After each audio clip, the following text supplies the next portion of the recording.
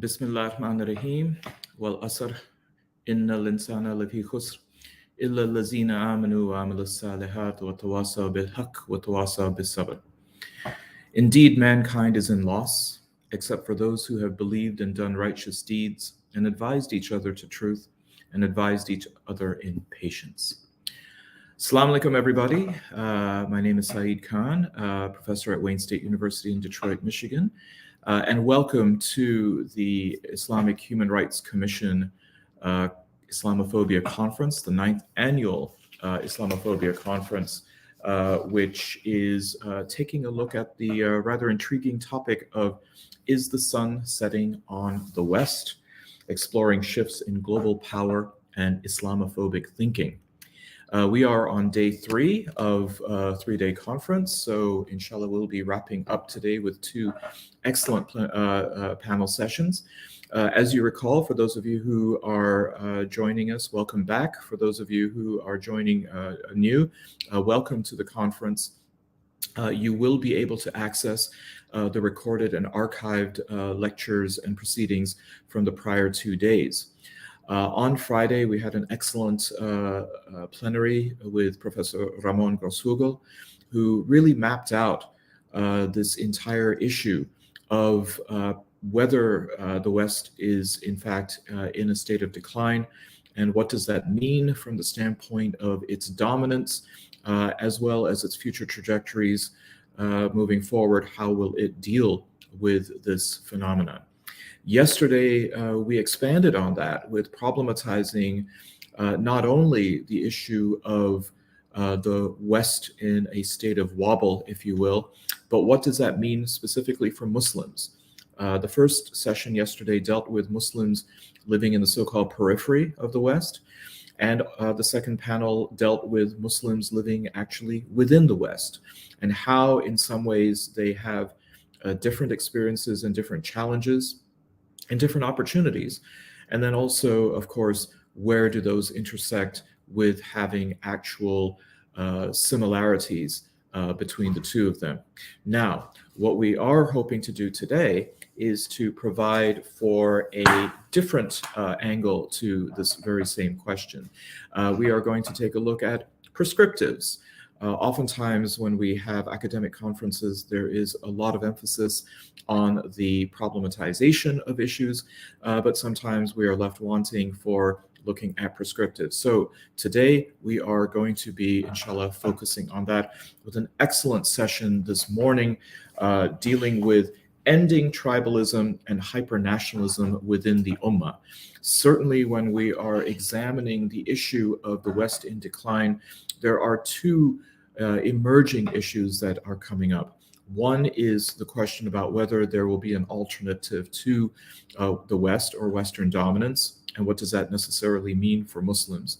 And the second issue, of course, is the fragmentation within the Ummah, how this then is affecting the relationship with the West, perhaps affecting the relationship of the post-West, and then also understanding how there is the greater likelihood and opportunity for those who seek to provide harm to the Ummah to exploit those divisions by further exacerbating them, perpetuating them, and providing for their own strategic interests, diversions, distractions, and ways to create further damage.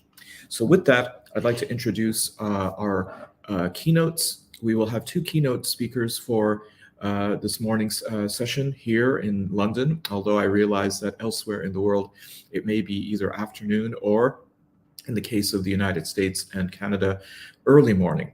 We will start with 2 keynotes, and then we will have 3 panelists, and then inshallah we will have a question and answer session.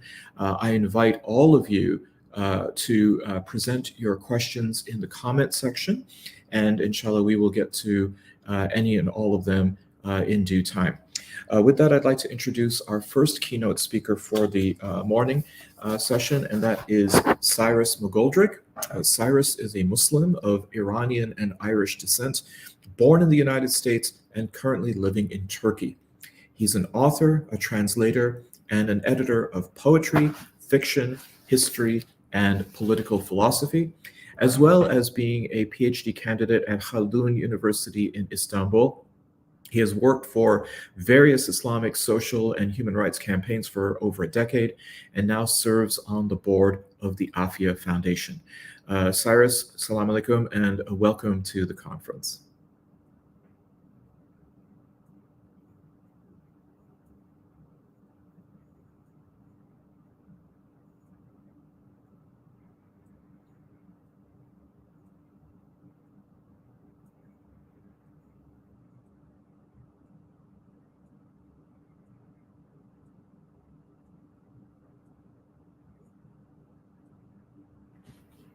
Issue that is, excuse me, am I just tuning in now?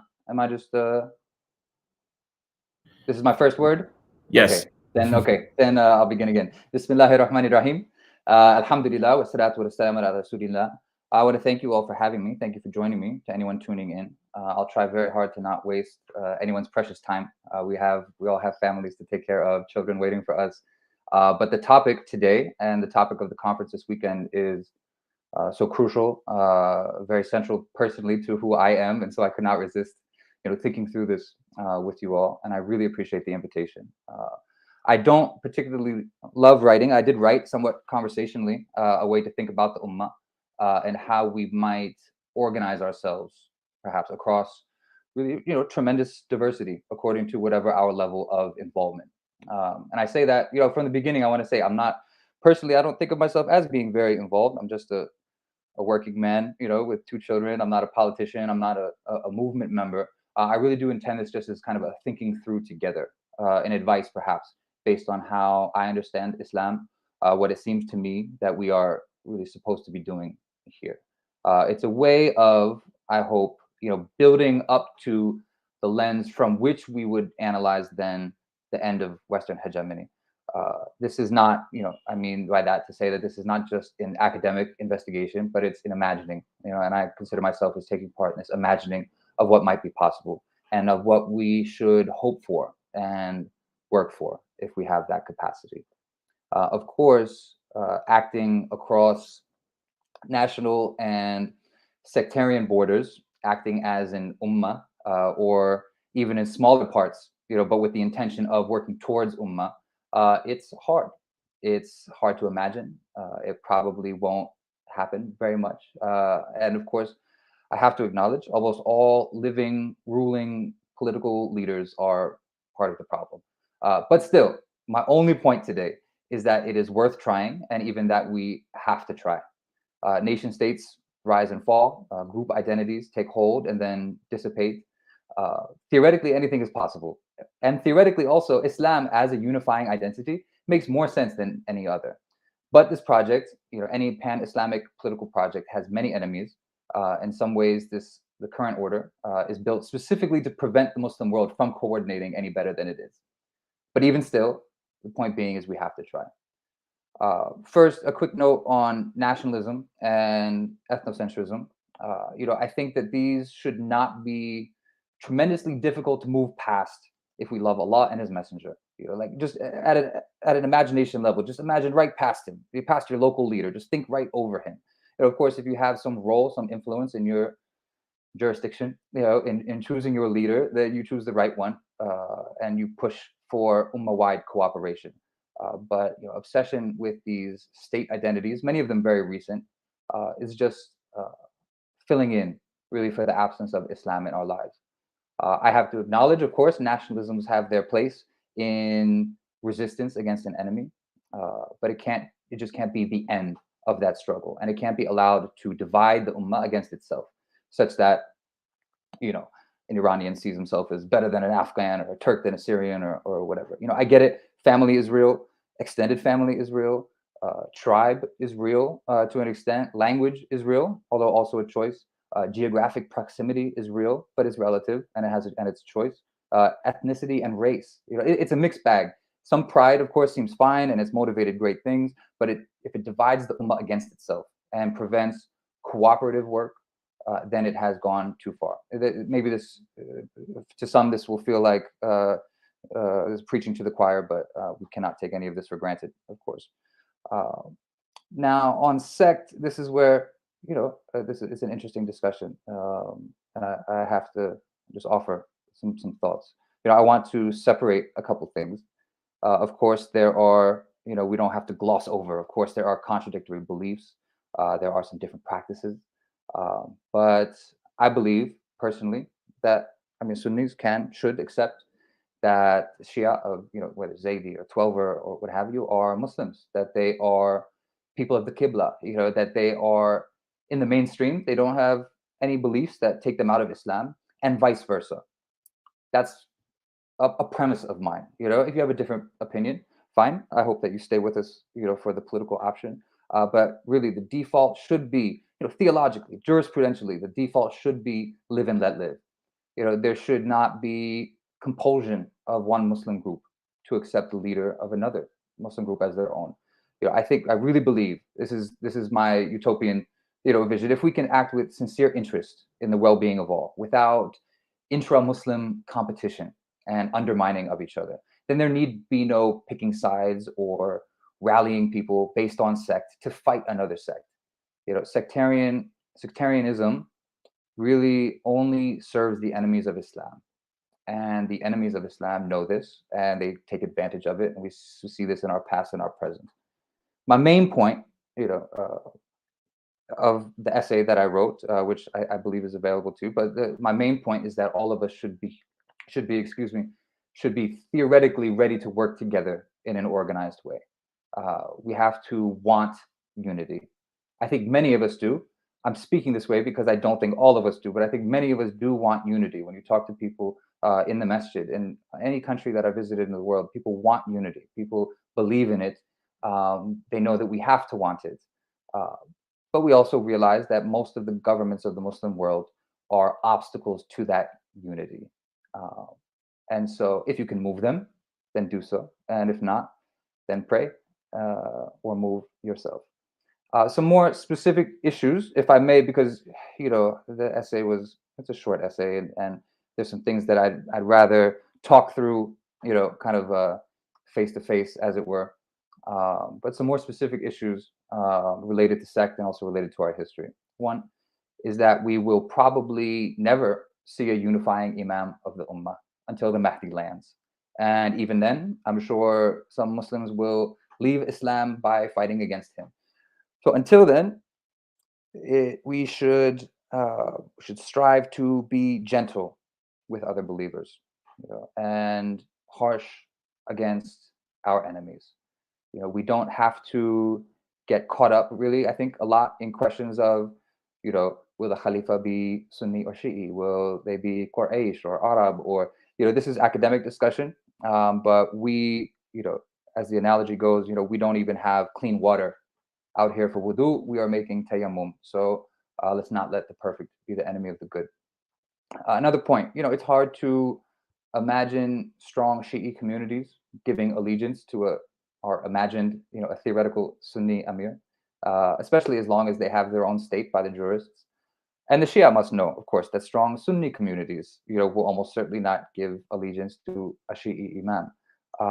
I say this, I acknowledge these, not to undermine the case for unity, but rather to encourage each side, all sides, to just find ways to leave each other alone, rather figure out ways to avoid competition over land, resources, and authority.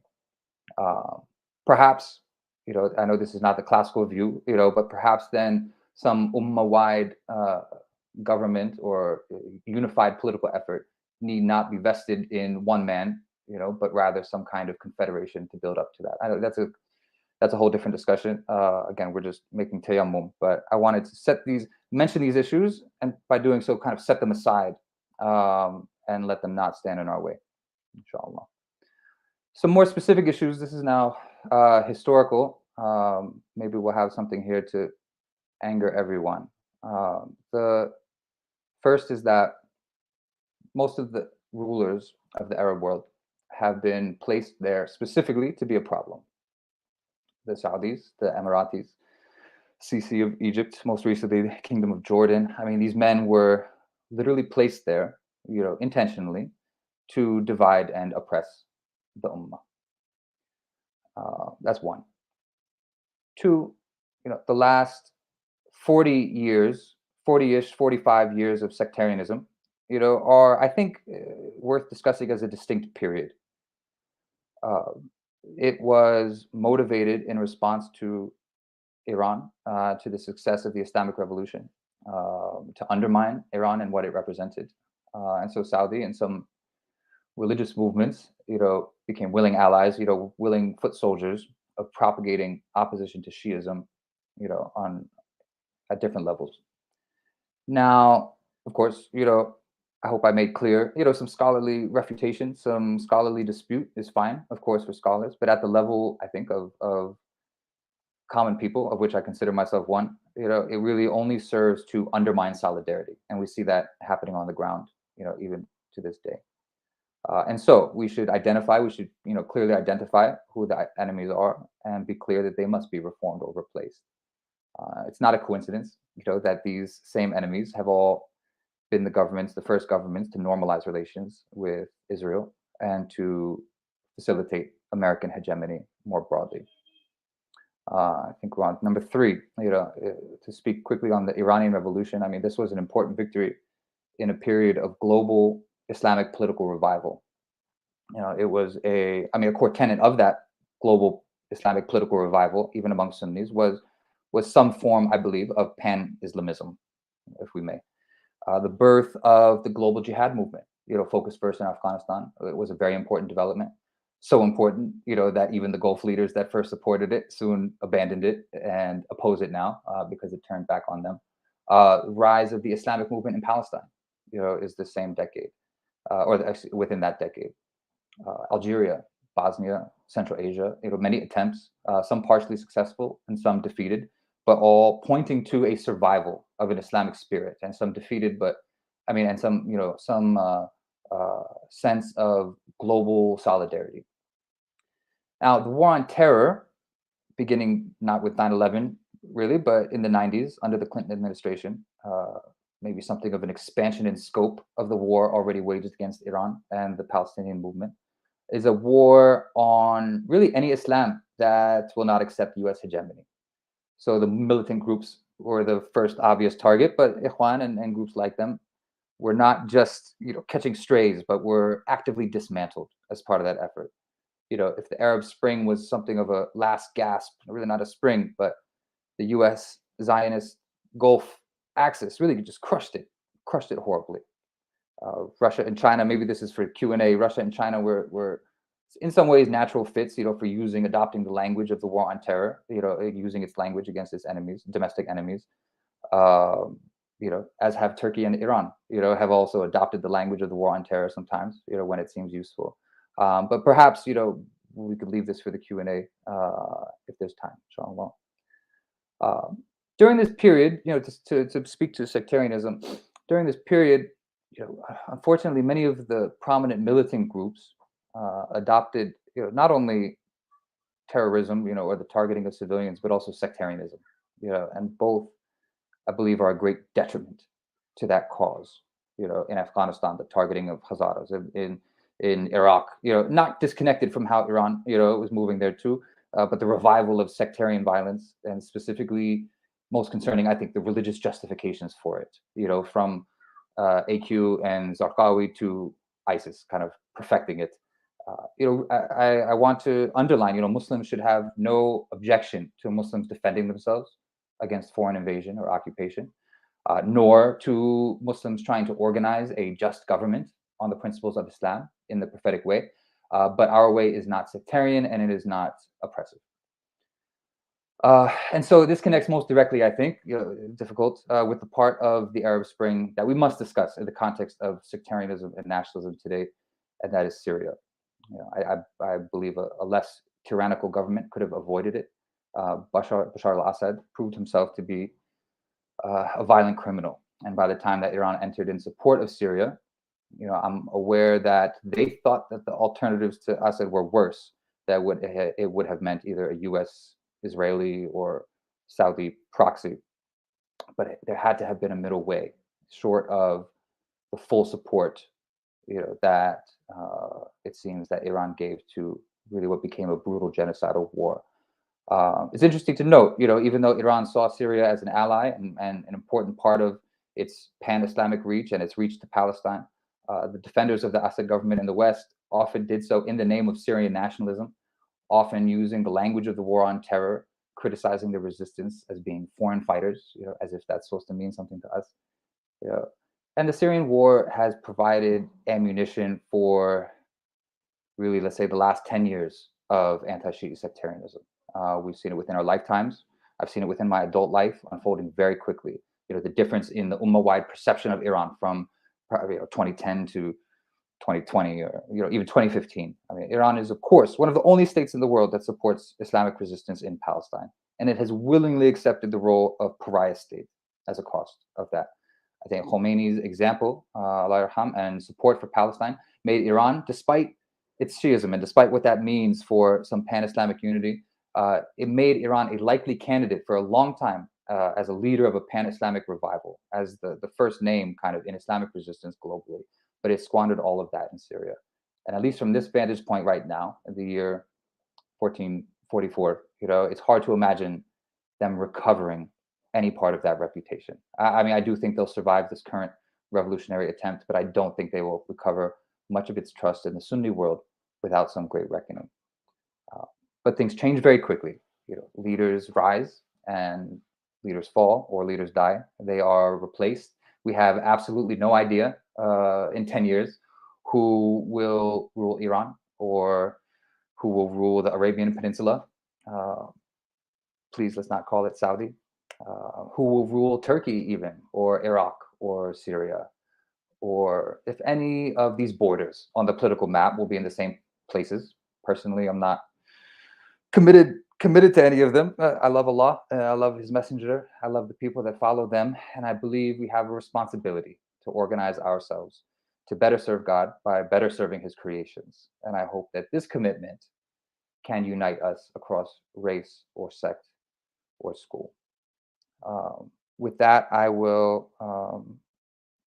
turn back to my panel. I will look forward to hearing what my fellow panelists have to say, any questions and answers. Also later on, I look forward to the discussion. Thank you again for tuning in. Please forgive me if I've said anything wrong, and keep me and my family in your prayers. Thank you.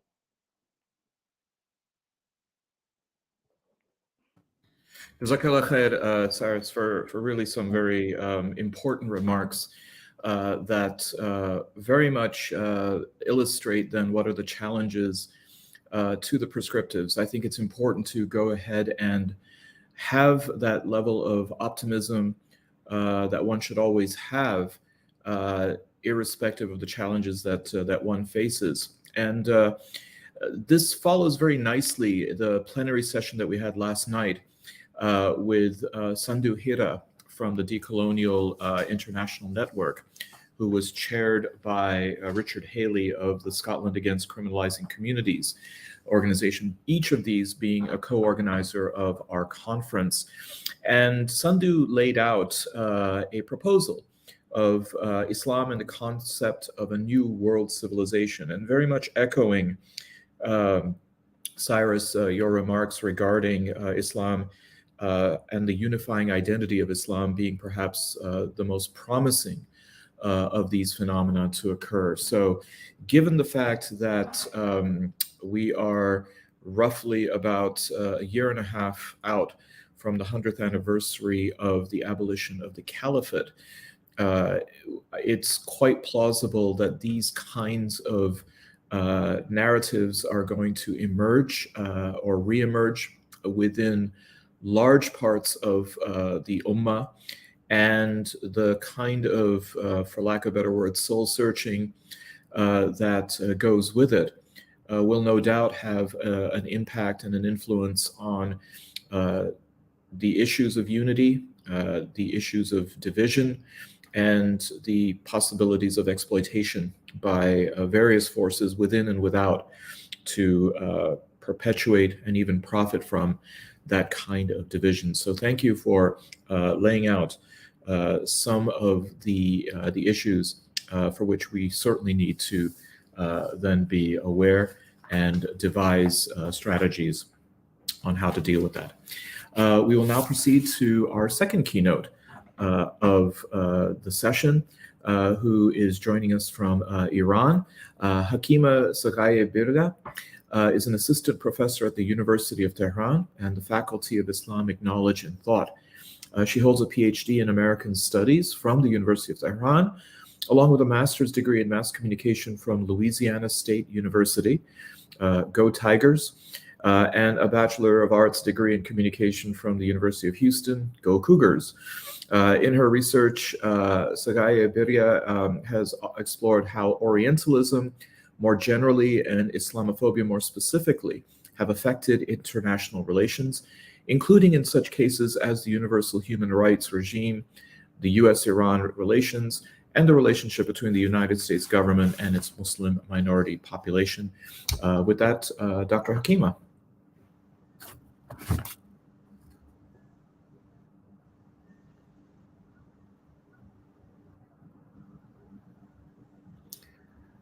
Dr. Hakimeh, can you hear us? Let me say salam to you and everyone who is listening. Before I begin, I would apologize for any... Yes, do you have my voice? Do you have my voice? Yes. Okay. Yes, I was just saying that my connection seems to be a bit unreliable, so I might get disconnected, so I apologize in advance. Bismillah ar-Rahman ar-Rahim. What I'm going to talk about today, as we are trying to look at the intersection of the decline of the West and the situation with Islamophobia and tribalism, hypernationalism, I want to talk about some of the things that you usually do not hear in the media about what is happening in Iran. What we are witnessing today in Iran, I think, is the beginning of a new form of Islamophobia directed at the Muslim world. Right now, of course, the target is the Islamic Republic of Iran.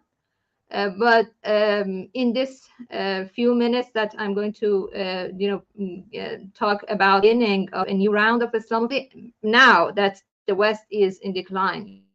Sometimes when you look at the Western empires during colonialism, you see that there is a lot of violence at the beginning stage when colonialism is about to basically, violence. At the end, in the final stages of colonialism, with the current world order, I think we are witnessing a similar situation in which there is a new sort of Islamophobia that is happening. In Iran, news that you receive about the situation in Iran right now, I think what is not being said is basically that a new sort of tribalism that Western countries, especially the United States, is trying to, part of the violence that is involved on the part of a limited number. I want to stress that this is a very small minority that's hijacking the process, and they are actually,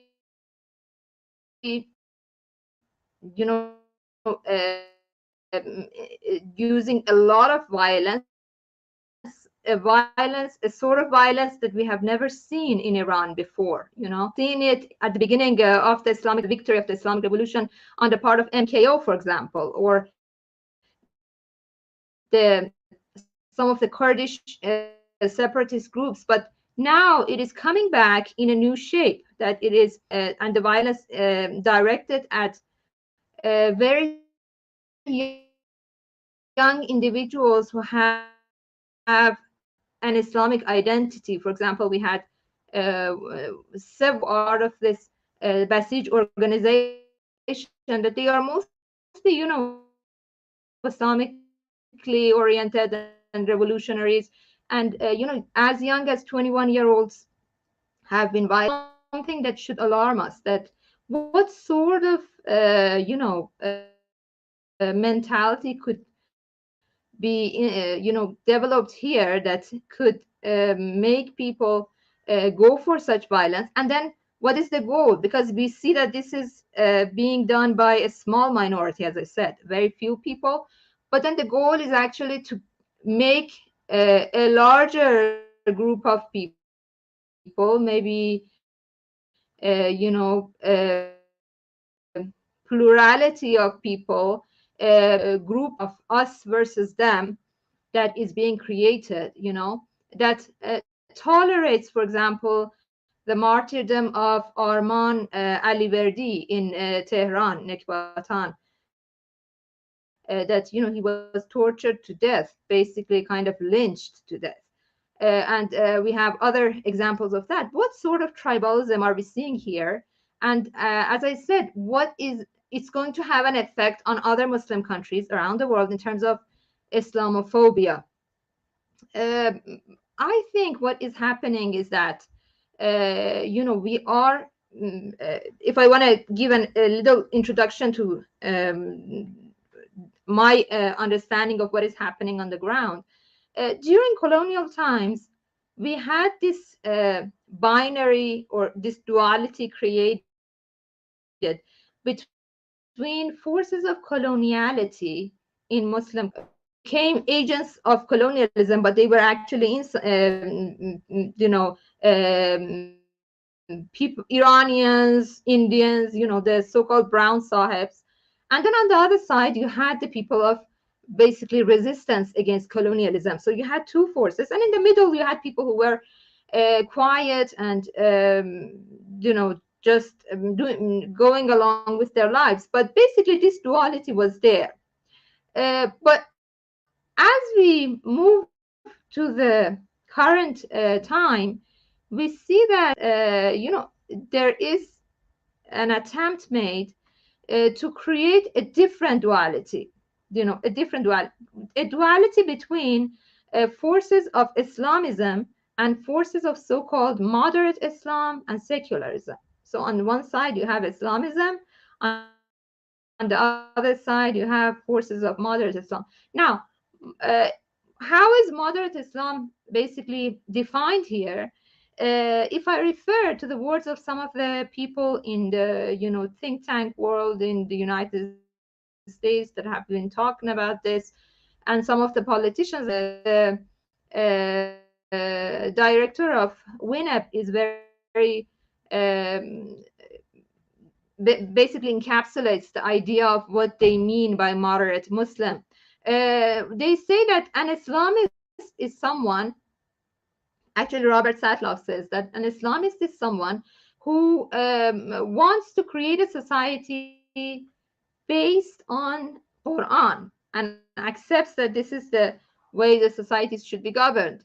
So this is the basic idea, that you accept Islam as a religion that is there to shape your life, and that you want it holistically, you want the whole of Islam, and that you want your society to be governed by it. And of course, every Muslim has the right to do that. But so this is the forces of Islamism in this discourse. And then on the other side, you want Muslims who actually deny Islam of this right, that you don't want the Quran to be the main force that shapes your life. As someone else said, in one of the experts at RAND said in her piece on so-called democratic liberal Islam, she said actually that what we are looking for is for Muslims to arrive at a situation that just like Christians, they look at their holy scripture, the Quran, as history and legend. So this is what is the final goal, that you move beyond the idea that the Quran should shape you. Defining part of your identity is the so-called the big picture of your life, that the Quran is something that has a say in what you do in everyday matters. So this is the duality that is being, the language that is used for this duality is the language of war. You know, you look at Dennis Ross's words in one of his pieces, that the number one enemy of the United States is Islamism, the ideology of Islamism, no matter if it's violent or peaceful, it doesn't make a difference. You know, the ideology of Islamism is a problem using the main problem is enemy number one, they are saying. And remember, Dennis Ross had a position in the Obama administration. He was responsible for the Iran desk at once, and then he moved to the National Department of State. So now you have talking about this duality in terms of war. You know, they say that we have to approach what is happening in the Muslim world as a war between different factions of come and war that is going on. So it has to use all different means at its disposal. Now, I don't have the exact words of Dennis Ross and Robert Satlow with me, but they were talking about different forms of, for example, arms you can put into anything that is a tool for a government to use. So this is a sort of war that has begun. It is not, it hasn't begun today. I would say it began, you know, at the beginning of the Islamic Revolution, but becoming an important player in, you know, in the Muslim world. It has gained some sort of power that has made it difficult to do. Is one thing that is being used, tribalism, you know, creating a sort of you know, identity politics in the Iranian society, that you actually don't want Islamism, you know, as, and of course, as I said, the majority of the Iranians do not believe that, they do not buy into that. But for this, you know, for the Americans, for the people who are the agents of Islamophobia, so-called Iranians, to buy into this this tribalism, this tribal attitude, that it is, you know, we have in this sense, and that even we're committed in this war, and that violence is tolerated. You just need the public, you just need a small minority of Iranians buying into that. So this is a sort of thing that I think is being missed by some of our, even some of the scholars who are dealing with Islamophobia. You know, nowadays you don't hear this sort of basically understanding of what is happening on the ground. It started cultural transfer in every society. You know, from the beginning of colonialism, women have been an object of cultural assault by the colonialist powers. The same is happening today, but in this context, in this tribalist context, in this new Islamophobia project. Now, here, I think we should understand that this Islamophobia project, which I think is the biggest Islamophobia project we have experienced to date. With the global scale that it is taking, with all the media apparatus that is being put into use, with all the propaganda agents at work, and with the silencing of alternative voices, this is the beginning of a new round of Islamophobia that is going to actually have an effect even on Muslims living in the Western world. And this is exactly because the sun is setting on the Western world. European countries have problems with their Muslim populations. They are doing all at their disposal to create this sort of Euro-Islam in their countries with the same, definition that I just said. So it is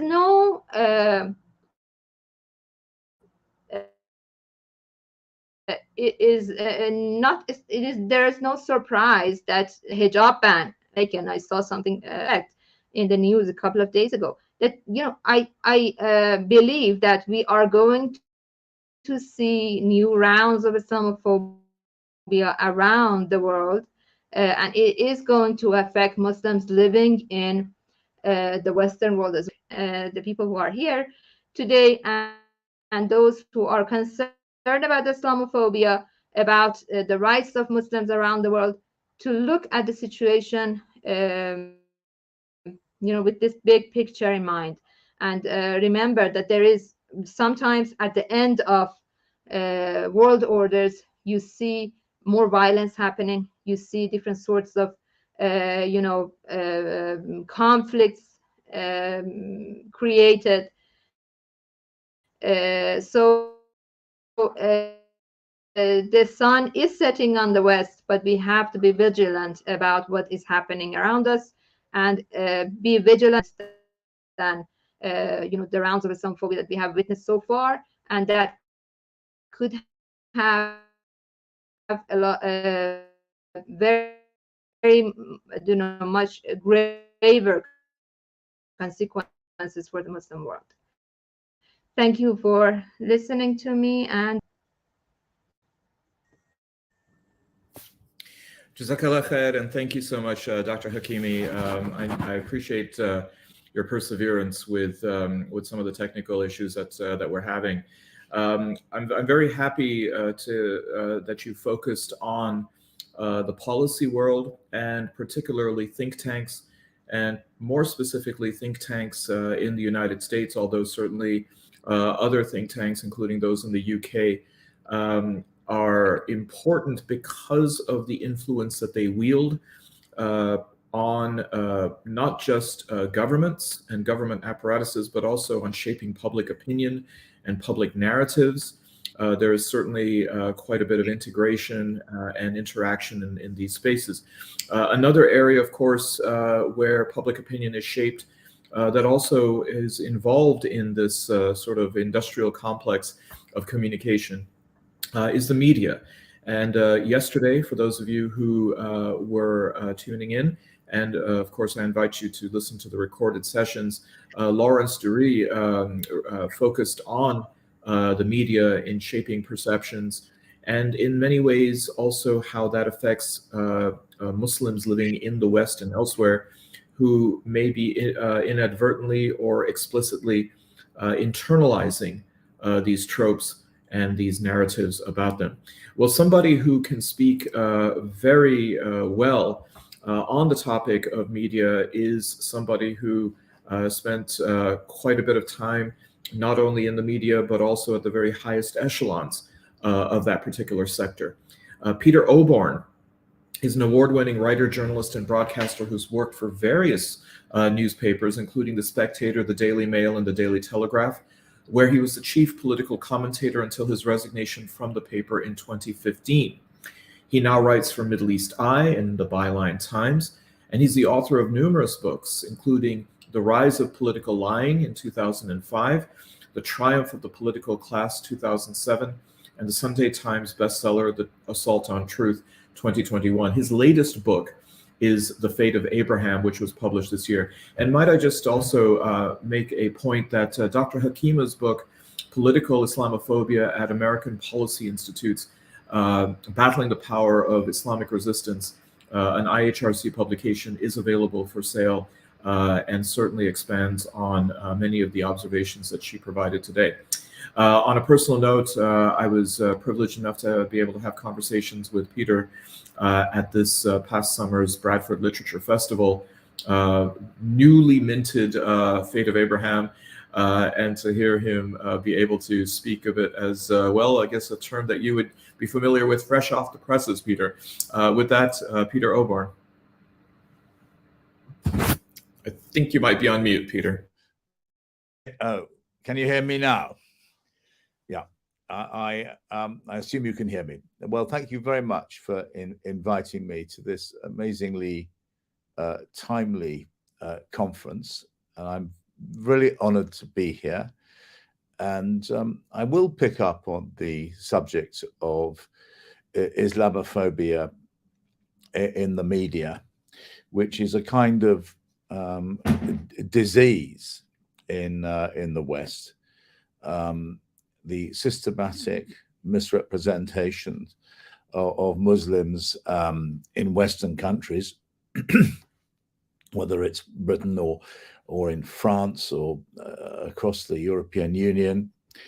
And of course, the links between that and the misrepresentation of Muslim resistance or Muslim political movements in Muslim dictatorships, particularly across North Africa and the Gulf states, where pro-Western regimes have used Islamophobic tropes in order to delegitimize their own domestic opposition, which I think is and you can very much see the same language being used by dictators in the Middle East, and also by British politicians, by Western politicians generally, about Muslims. It is part of, and it's not a coincidence. There's a connection between the two. I mean, just to go back to the subject of the great overarching thesis of this discussion, the decline of the West. If you look at the relationship between the West and Islam, there were two, I think, critical moments in the last 20 years. The first one was 9/11, when, in the wake of that atrocity, there was an enormous outpouring of sympathy for the United States of America, including from places like Iran, where there were candlelit vigils in sympathy with the United States. And the rejection of those offers of friendship from most unlikely places historically by the United States was a historical error, and then in leading on to the nightmare invention of the axis of evil and the illegal Iraq invasion, and the barbarity which followed that, was a calamity for the United States and a waste of huge amounts of reputation, because it became impossible to project America as a free country, as a country which celebrated democratic values, and of also just money. I mean, I think if you look at the reasons for the global decline of the United States, you've just the amount of money that's invested in these wars. And then, of course, the next very grave moment was the Arab Spring, where this was at first, it seemed to be a fantastic moment of hope, when subject populations were rising up against barbarous governments, and the suppression of the Arab Spring was one of the darkest moments, I think, in modern times. I think the coup d'etat in Egypt remains which was backed certainly after the event by the West, by the United States, was a bleak moment in modern history because it squashed hope. It squashed democracy. It has squashed any form of political activity which was not approved of by an authoritarian state. And we've seen, and the various failures of the Arab Spring have led to a really bleak period in the Middle East and North Africa. But there are some things which lead me to hope.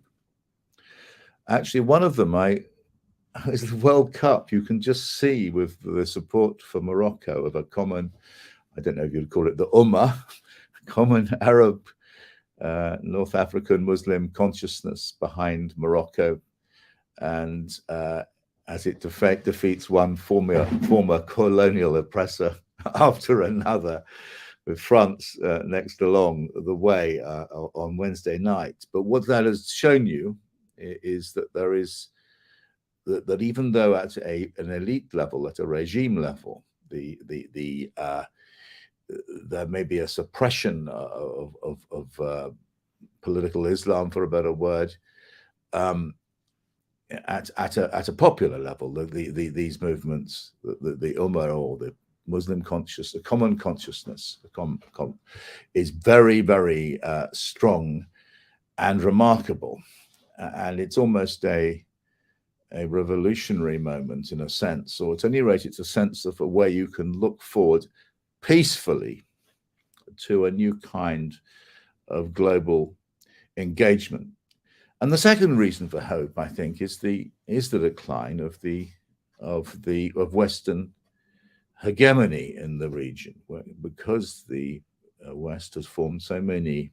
It's been so hostile to democracy, legality, very disgraceful in its alliances, that going back to the terrible moment in the early 1950s when Iran's democratic hopes were extinguished, that by courtesy of the CIA and MI6, and replaced by a client regime, and this pattern has gone on and on and on. That I think there is a lesson here that the divide and rule of the West in this area has been pernicious, and the emergence of the concept of West Asia and the withdrawal of the United States can, I think, gradually open the way, perhaps quickly open the way to a new kind of common dialogue and consciousness. That's not to say that whoever would be the new external power in the Middle East would necessarily be a friendly person. One has to look at China and what they have been doing to the Uyghurs, using, of course, many of the methodologies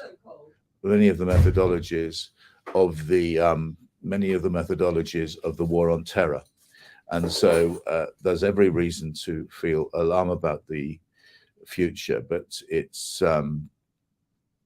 there's also reason for thinking that we can get towards a new kind of understanding. The other thing is historical understanding.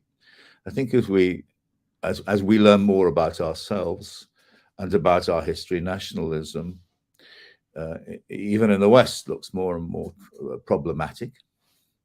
And if you look at the Ottoman Empire, which we used to be written off as a sort of useless, corrupt system of government, barbaric. Actually, the modern historiography is seeing how successful that was, and this is so. As you move to the 100th anniversary of the abolition of the caliphate.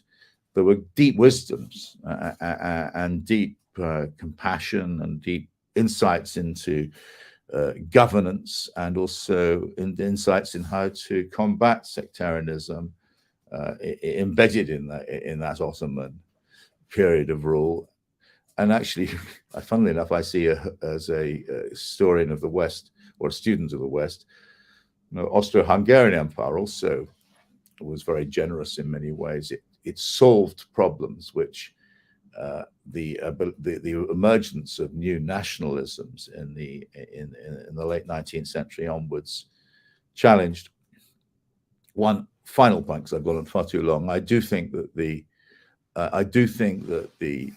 language of Islamophobia is poisonous, and it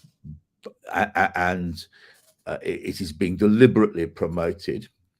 If you're a words like moderate, extremist, if you're radical, virtuous to be radical, if you're a white Western politician, if you're a Muslim British politician, a Western politician, to be radical is really dangerous. It's good to be moderate. If you're a moderate white politician, you're rather boring and not up to much, dull, unoriginal. A moderate Muslim is a very desirable thing to have in politics. I dislike this. Extremist is a word for heresy, somebody who disagrees with the mainstream. Terrorist, the expansion of the term terrorist by Western states and its allies in the Middle East, simply to mean people with whom we disagree. The criminalization of divergent opinion. I think we've lost our ability to talk to each other. Most of all, we've lost it in the West. And so there's only one point of view allowed on any given subject, including Islam. It's disastrous. And actually, I think it's a repudiation of our history. I find when I travel around the Middle East, much more generous kinds of conversation, much more wisdom about how we need to rub along together. But thank you very much. It's been a real pleasure to be here today. Peter, thank you so much. And your points about terminology and context are just so important. And I think the World Cup has been an interesting case study in showing the deployment of these tropes, these narratives, and these terms to the point of glaring hypocrisy and a kind of indignation which a lot of people around the world, it seems, no longer take very seriously because of how blatant it is. The fact that you quite rightly referred to the Middle East as Western Asia brings with it an interesting dimension about the fact that the new presence in the region of superpowers, China, as you mentioned, and even Russia, are Asian countries. And so arguably would be claiming a far greater legitimacy and right to be involved on their continent than would be America.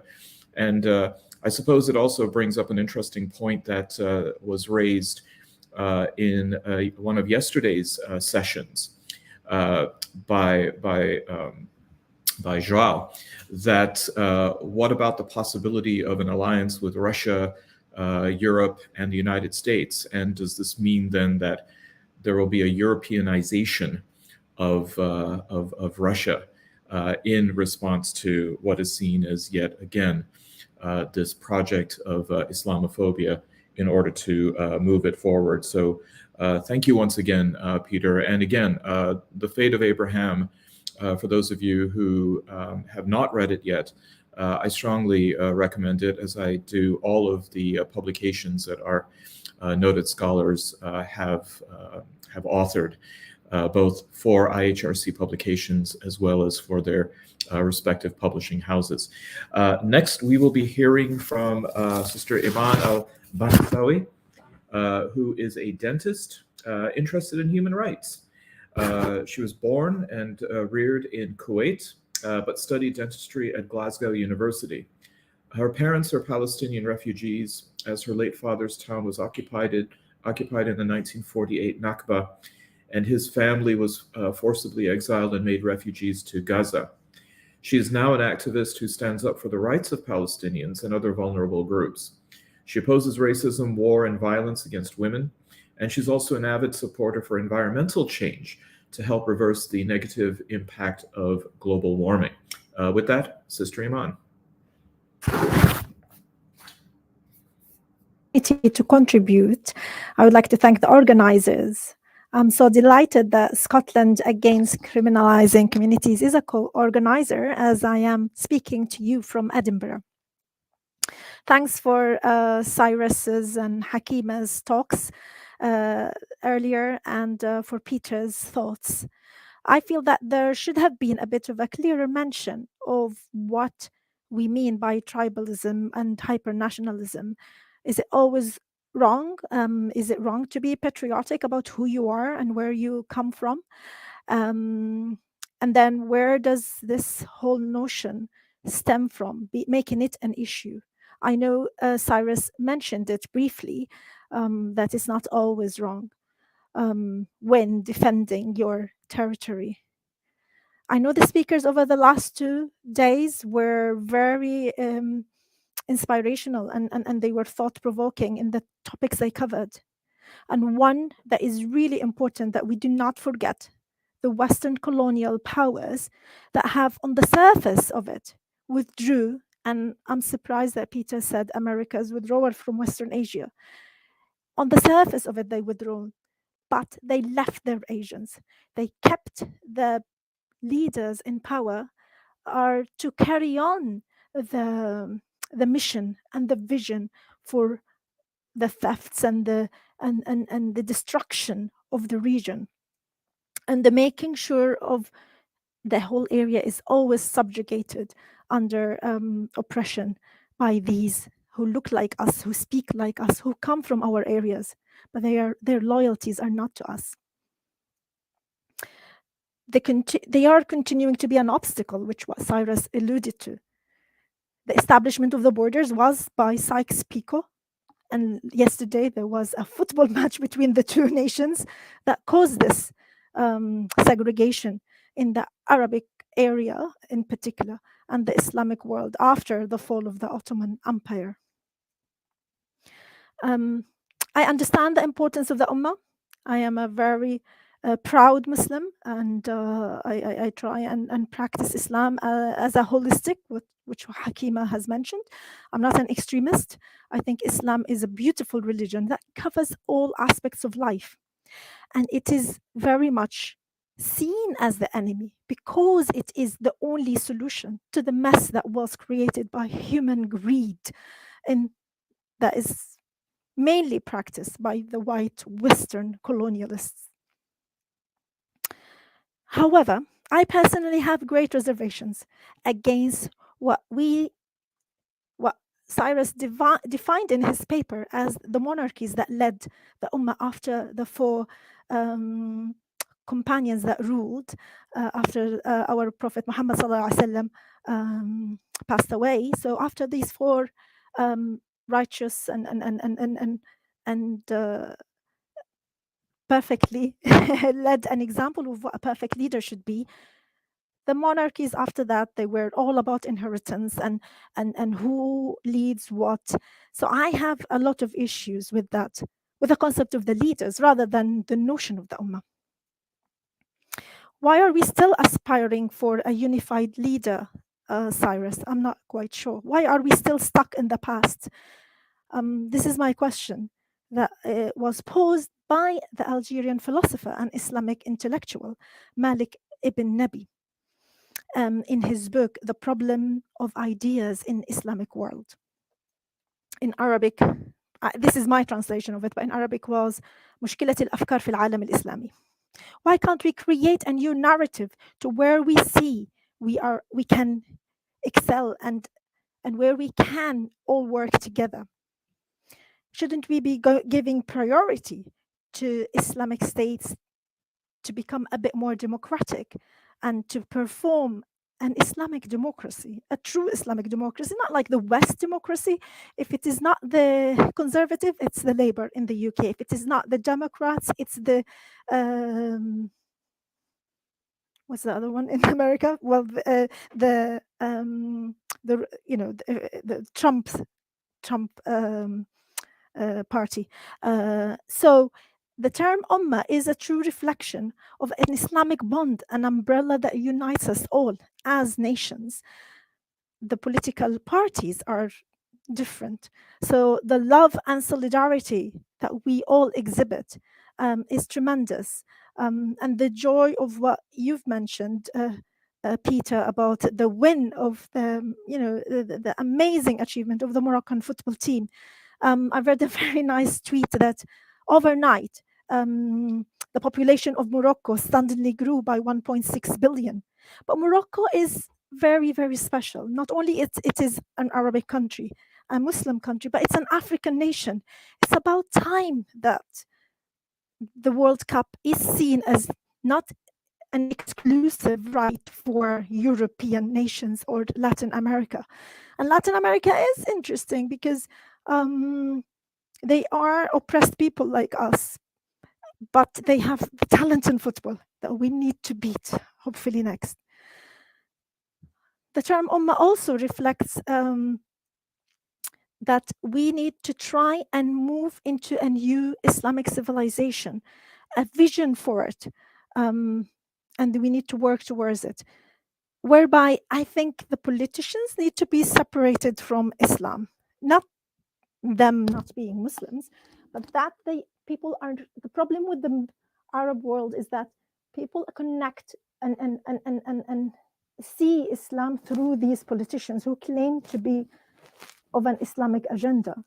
And when they make mistakes, people blame the jurisdiction or the faith rather than that particular person abusing his position or power. We have a rich history, we have a varied ethnicity, we have different backgrounds that enrich our Muslim Ummah. It's stretching across 3 continents, and each have got their specific needs, cultures, economical strengths and weaknesses. So if we manage to make a collaboration, and thank you, Professor Khan, you've mentioned a speaker that really affected me. They were all inspirational, they were all amazing. But Jao Salva did suggest, why can't we create an Islamic alliance where we can make peace amongst our member states, but common deterrent forces for survival?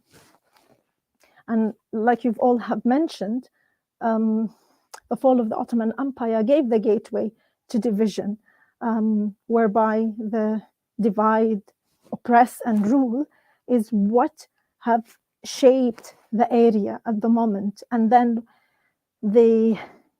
what follows in terms of the corruption that I mentioned earlier of these leaders is depleting the resources of these state countries.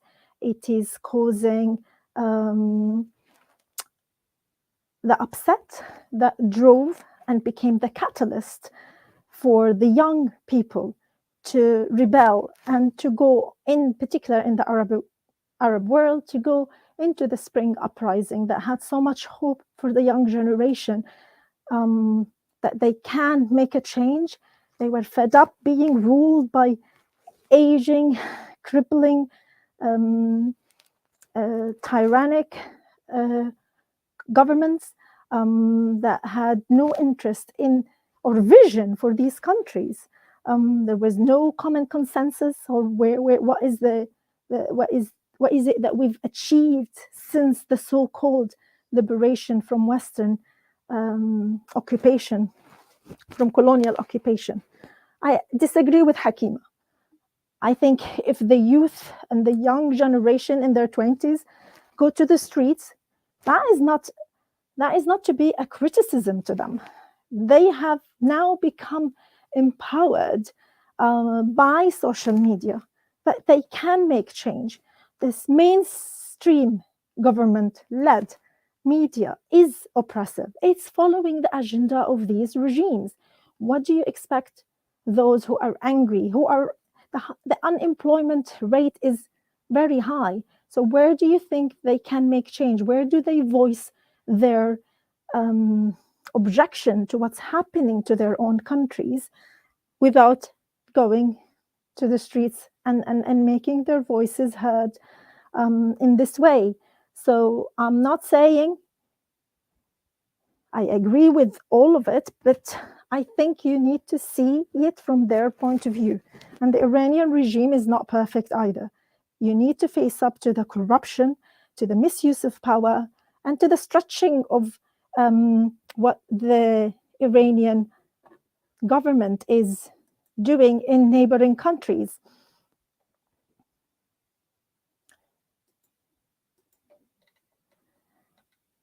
The war on terror and the sectarianism that was also mentioned, it is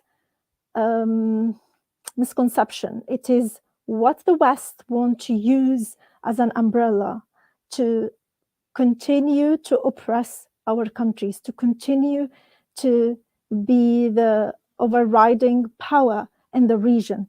And what has been missing, what has just been raised, is although we're saying the sun will set on the West, but there is a huge power rising in the East and has been rising steadily. And both of them, whether it's China or India, are very oppressive regimes to the Muslim minorities. Peter alluded to the struggle of the Uyghur. And what about the millions? Also, we say Muslim minority in India, there are millions of them. The brutality of what's happening to them by the Modi regime is astonishing that nobody in the West is covering that. That can only be another sign of how Islamophobia is intrinsic in the West, and it's part of the agenda of the media in the West, and that's why the young generation is going to the social media, whether we like it or not. It gave a voice to the voiceless. It gave a platform to those who cannot reach the mainstream media. And where we head to in terms of getting away from sectarianism, hypernationalism, I think it has to be, at the moment, is within each nation to aim to achieve an alliance like what the Europeans have done, or the United States is a confederation. But to have one leader is, I think, something is going to be very unlikely to happen in this day and age. And that's what Malik ibn Nabi said. Why are we trying to apply what worked in the past to a new era, a new generation? We have changed so much in terms of advances in technology, in thinking, in science, that you cannot apply the same principles that worked in the past to us now here. I think I've said most things that I wanted to say, and I'm happy to take on questions later on. I'm sorry if I've finished a little bit earlier. Jazakallah khair. Thank you, Sister Eman, for your insight and also for providing responses to both of our keynotes in the direct manner that you did. It's interesting that you raise these issues of footprints. That it is important to be mindful that irrespective of whether there is a decline or even a withdrawal, as you said, of U.S. dominance or power in Western Asia, what is the legacy that it leaves behind? What are the institutions? What are the systems and structures that it leaves behind? In a different context, it's like a rock band being at a hotel. They may move on to another city, but if they've trashed the hotel room, then who gets left with the damage and more importantly the bill?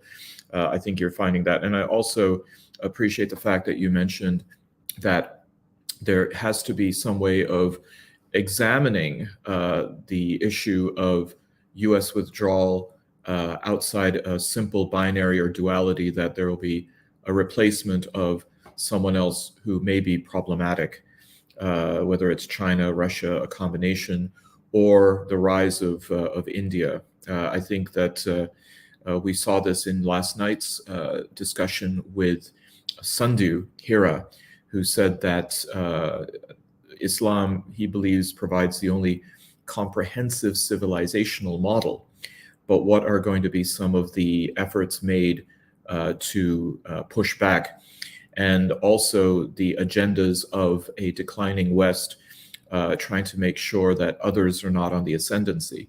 Will they then deploy forces to create tactical alliances that then will adversely affect Muslims? And again, one of these examples is with India and the geopolitical reasons and the economic reasons for propping up not just India, but the current regime in Delhi with the Modi government. So all of these things, I think, are very important to go ahead and explore. Well, with that, I'd like to then go ahead and move to, with some of the technical challenges that we're finding, I'd like to invite Sister Afroze Zaidi to offer her comments next. Afroze has completed an undergraduate degree in English and later obtained an MPhil in religious studies from the University of Birmingham. She has a background in academic project management and research with a focus on Islamophobia and racism. She also has extensive experience in Muslim civil society and inter and intra-community engagement. She started writing for online media a decade ago, 2012, and has since contributed to a number of progressive outlets. As a Muslim woman writer and researcher of Pakistani origin, she has tried to write about issues that affect her community in a way that defies the Western gaze. Her commitment to critical thinking, combined with a fearless pursuit of truth and justice, shines through in her writing. She has been an editor at The Canary since 2020 and is a regular contributor to The New Arab. With that, Sister Afroze. Assalamu alaikum, bismillah ar-Rahman ar-Rahim. Thank you to all the previous speakers, and thank you to the IHRC for inviting me to be a part of this space.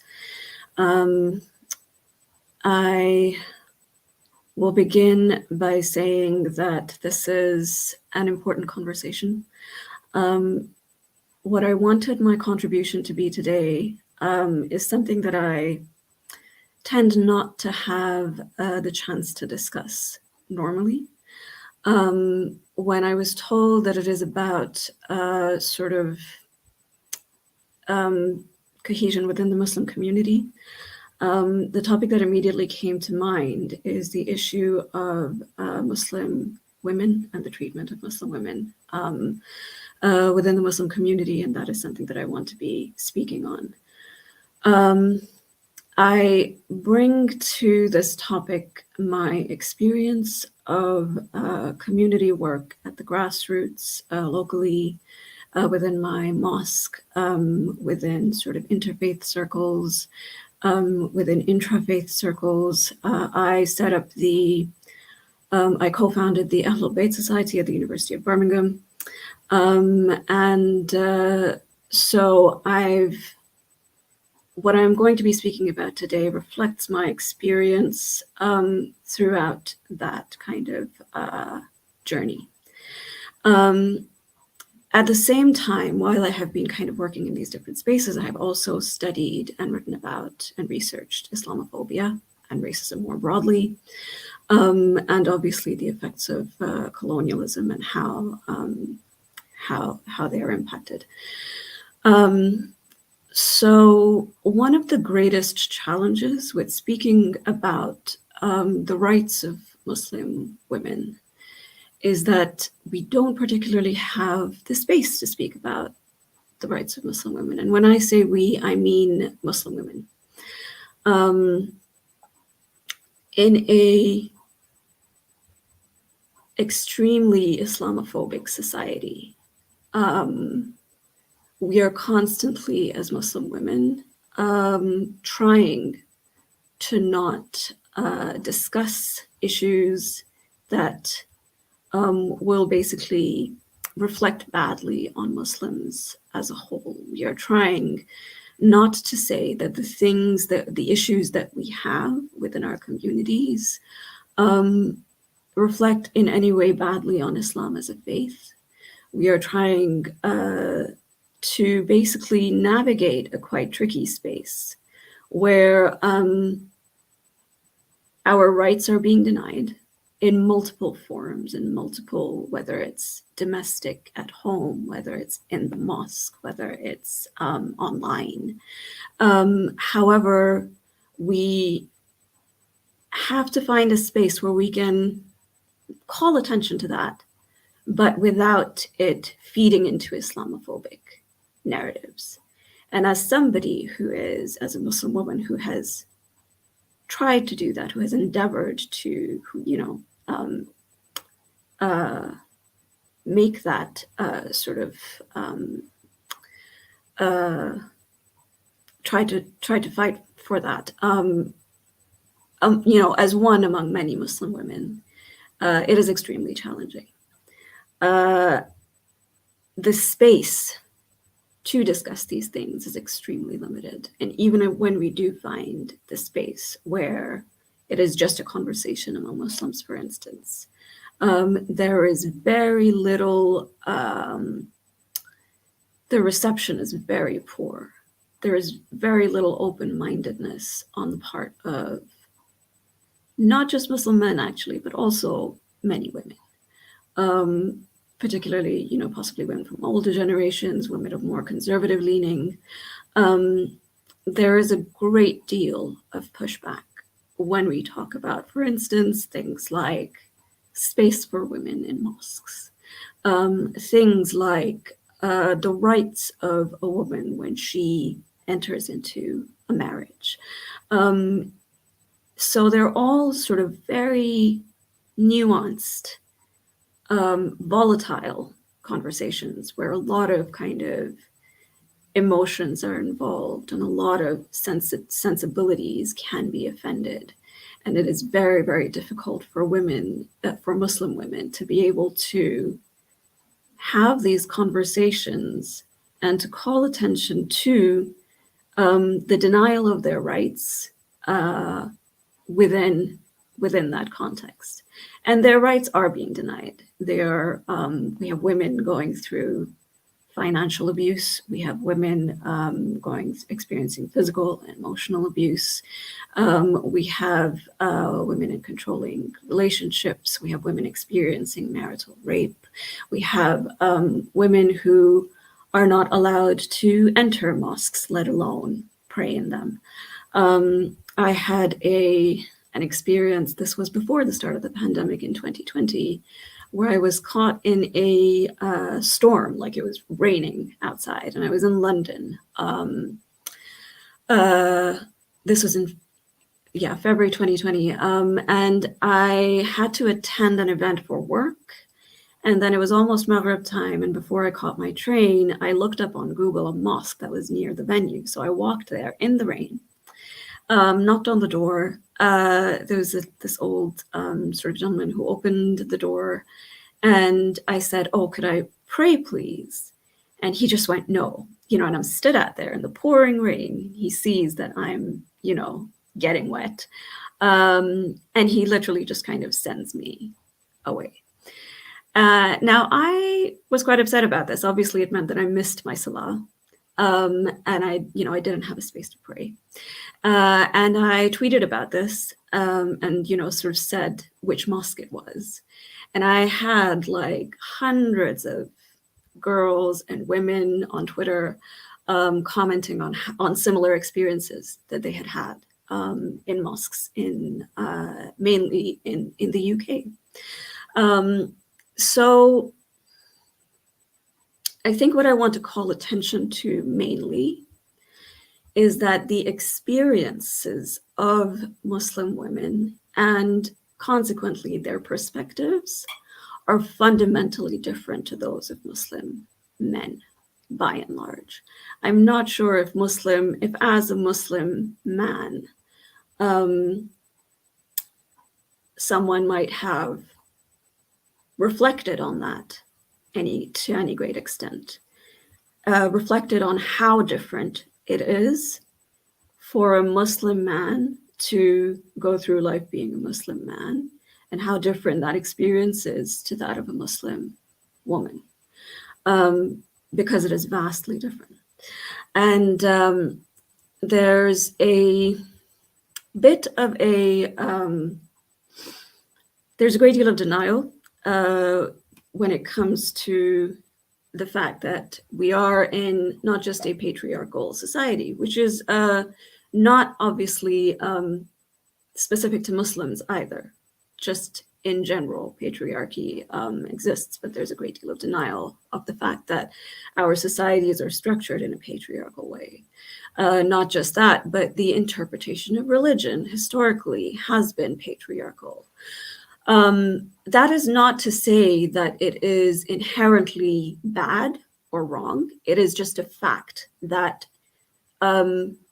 requires recognition. And I think once it is recognized, it can cause shifts in perspective for things like religious rulings, for instance, and interpretations of the Quran, etc. However, just simply an acknowledgement of that fact, that society in general, and that the interpretation of religion in Islam in particular has been patriarchal, is a real battleground. It's not something that men particularly are willing, or even women in many cases, are willing to concede. So then if we don't even have that starting point, where do we go from there? How do we have any greater of a conversation? How do we go deeper? Sorry, you will need to remind me of how much time I have left, because I haven't, I forgot to check when I started.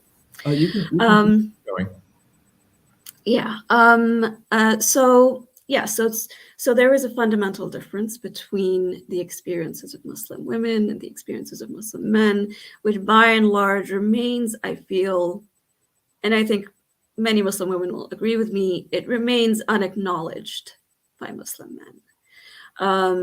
Muslim men enjoy a privilege within kind of the mosque community, domestically, being the breadwinner, in control of the finances, in many different arenas. However, that privilege goes unacknowledged. It also causes an abuse of power in many cases, particularly in the domestic context, in the context of, for instance, male-led mosque management committees. And again, it goes pretty much unacknowledged. So the first step really is to admit that there is a problem. That is at the social level. Then we have also the issue of sort of the ideological level, the ideological barriers.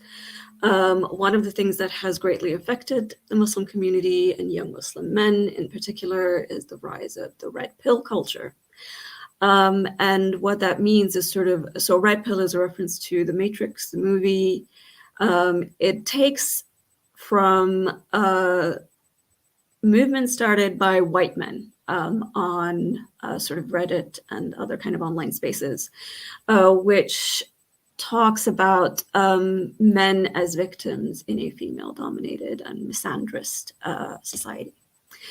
And Muslim men have, in sort of recent, I think, years, picked up a great deal on this movement and applied it to themselves. And ideologically, that is probably one of the biggest challenges that we face currently for this, for the issue of dealing with Muslim women's rights, and the issue of when it comes to cohesion, because women are, 50% of the community, and we can't talk about cohesion, we can't have a conversation about community cohesion if we aren't including women. So I wanted to read a bit of, there's an article called The Rise of the Muslim Incel, by Maria bint Rahman. It was published by Amalia on 24th October. And she talks about the red pill sort of culture. And I wanted to read some of the extracts from that. Particularly interesting is the fact that they pick up on things that are sort of Islamophobic tropes, but make them Islamic, which is, contradictory, but at the same time, that's what's happening. So Maria bint Rahman says, internalized Islamophobia is another significant driver of this currency of misogyny amongst young Muslim men. As the Muslim identity is increasingly problematized, Muslims by default are placed on the back foot, qualifying Islam through a secular non-Muslim lens, attaching it to symbols of perceived greatness to make up for its perceived deficiencies. So it's interesting how there is this massive kind of uptick in, what I've sort of, I wrote about the Muslim response to Roe v. Wade and how the ending of abortion rights, how that in the US, how that was received in by Muslim Twitter, basically, and how there were many people who were actually speaking against abortion and acting as though this was somehow an Islamically desirable result. And I talked, this is an article that I wrote for the New Arab. And I called in this whole sort of, in this article, I talked about this whole movement as being the Jordan Petersonification of the Muslim Ummah, of Muslim men. So along with the red pill culture, there is a sort of idealization of men like Jordan Peterson and Andrew Tate, who are pushing an extremely misogynistic agenda. And there's the fact that these men have had incredibly sort of really sort of un-Islamic views fundamentally. However, they're being idealized by Muslims. So it's part of this whole sort of unfortunate downward trend of Muslims maybe in general, not just Muslim men, although Muslim men in the majority, disparaging the idea of Muslim feminists, the idea of feminism as having anything to offer to Muslim women, and the idea that there are instances, many instances in real life where Muslim women's rights are being denied. It boils down to, so in the article that I wrote about Roe v. Wade, it boils down really to this denial of the spiritual autonomy of women. This idea that women are responsible for their own spiritual and moral decisions, that they are accountable for them, and they are answerable only to God for these decisions and not to anybody else. Fundamentally, this sort of red pill Jordan Peterson movement stems from this real hatred of women and of women's rights by extension. And it is unfortunately a growing trend. And the article, again, that's on Amalia by Maria, it points towards that and talks about it in some detail. So really, I think that the main thing for me today is to discuss how we can move forward, and the fact that we can't really make any progress with this without the participation of men, without the acknowledgement of men that there is a problem, that Muslim women are struggling. Without this sort of fundamental shift in perspective, so that there needs to be much greater empathy on the part of men, pretty much in all circles of, you know, Muslim, sort of in the Muslim world, where they can actually see what Muslim women are going through, and then work to resolve that. Muslim women don't want to be calling attention to the problems within their communities. We wish there were no problems within our community, but there are. And, you know, this is not unique to Muslim communities. It happens in every community. However, denying it does not help anyone. So it really is a question of Muslim men being engaged with the process, being engaged with the idea. And when it comes to sort of division in the community, this is a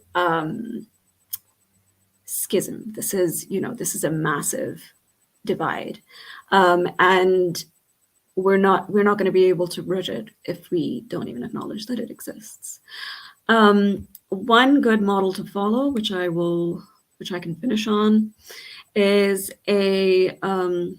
so the Quint, which is an Indian media outlet. On 30th November, by Fatima Khan, it published an article, but also an accompanying video titled "A Muslim Group is Pushing for More Women-Friendly Mosques." And it talked about the Masjid project, which is like in India. And Muslim women in various cities in India who started this movement of visiting women-friendly mosques. And at the end of that video, Ikra Ali, who is the Delhi coordinator for the Masjid project, talks about how they're able to make inroads and they're able to make progress because of the fact that they are having open, good faith conversations with men, and because they have the support of the men in the communities. She ends by saying, Islam has the solution. Islam is the solution more often than not. And I think that really is the point that we need to take away. We aren't talking about women asking for rights in a secular context. We aren't talking about women asking for rights separate to Islam. We aren't talking about secular women. You know, we aren't talking about women who don't want to be confined by the rules of Islam and the rules that govern kind of Islamic society. We are talking about observant Muslim women who are struggling with all of these issues, and who will continue to struggle if their struggles are not seen and acknowledged. I will end there. Thank you very much. Thank you so much, Afroze. You know, when I was reading your bio and it said that you got your degrees from the University of Birmingham, I was going to ask if that was in Alabama or in the UK, but I didn't want to sound like a lady in waiting and ask where are you from, because that would probably be impertinent. But thank you so much. You know, the point that you raised, I think, follows so nicely the remarks that we just heard about what's going to get left behind in the region. What is that footprint in the Islamicate? That if politically the West is starting to withdraw, are they leaving their satrapies, so to speak, their puppets there? And I think the point that you raise is that as there is then, it seems, the decline of Western cultural influence, is it going to be replaced by Muslim men in the social space? And are they ironically going to be, in fact, parroting Western cultural developments like the incel movement, the red pill culture? Jordan Peterson, I think you already see this with people like Daniel Hakikatu, who is, and I use the phrase, I think in its proper loaded term, insanely popular with a certain segment of Muslim men. And I think it helps explain, at least in the United States, a phenomenon that I'm witnessing on social media and elsewhere, of a large number of American Muslim men, especially younger men, so-called millennials and younger, who were in support of the recent US Supreme Court decision Dobbs, which removed abortion as a fundamental right for women, ostensibly throwing it and relegating it to the state level. But it was interesting to hear the discourse, because many of these Muslim men in favor of that restriction weren't aware that this even limited what is Islamically permissible regarding a woman's right to that kind of reproductive healthcare decision-making and agency. So following then what ironically is a very Protestantization of Islam, which of course then falls right into it being considered Western. I hope you had a chance to listen to Lawrence Deroy's really excellent presentation yesterday in describing the media, because your prescription, it seems, very much follows that. He identified 3 areas of change that need to occur, one being changing psychological processes, another being considerations for organizational change in the media sphere, and the third, discursive change.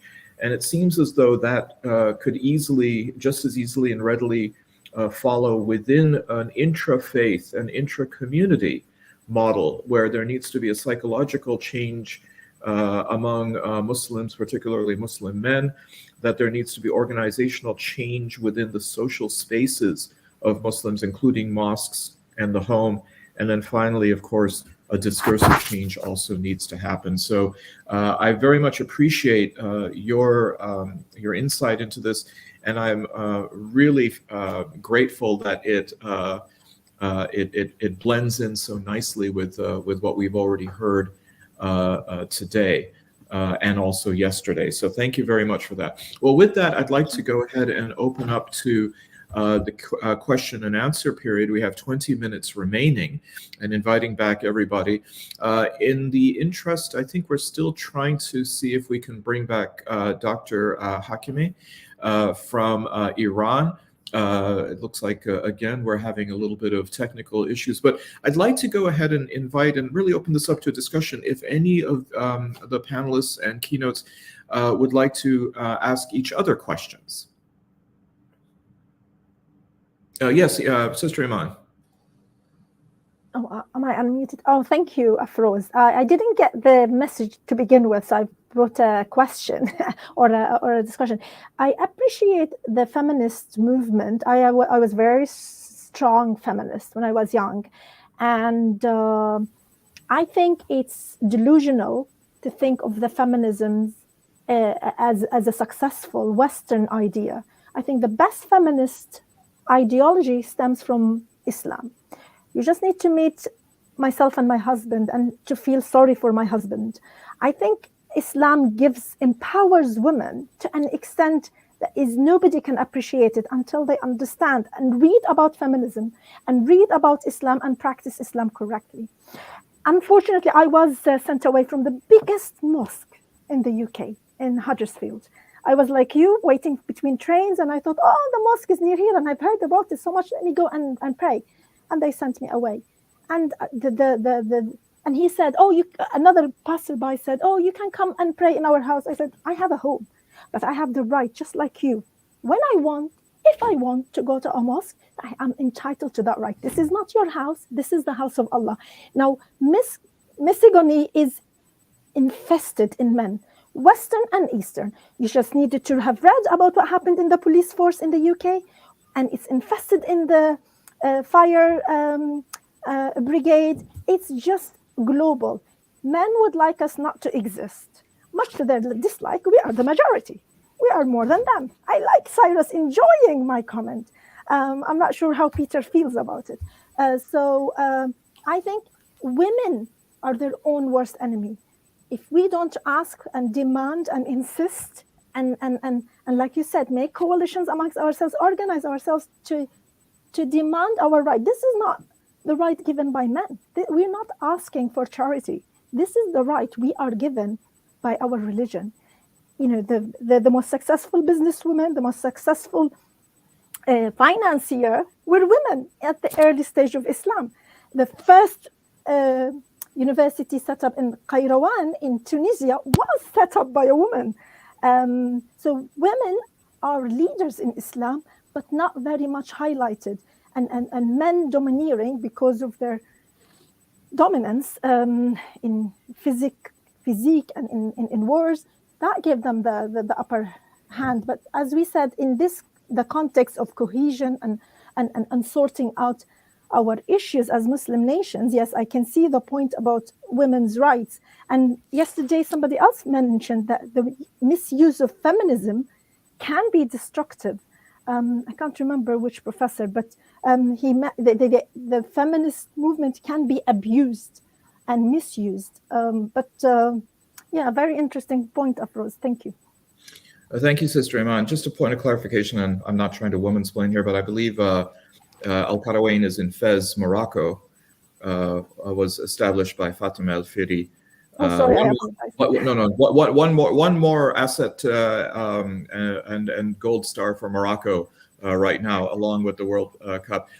Would anyone like to go ahead and respond to Sister Eman's comment / observation / question? Peter, I think you're on mute. I could come back on that. Oh.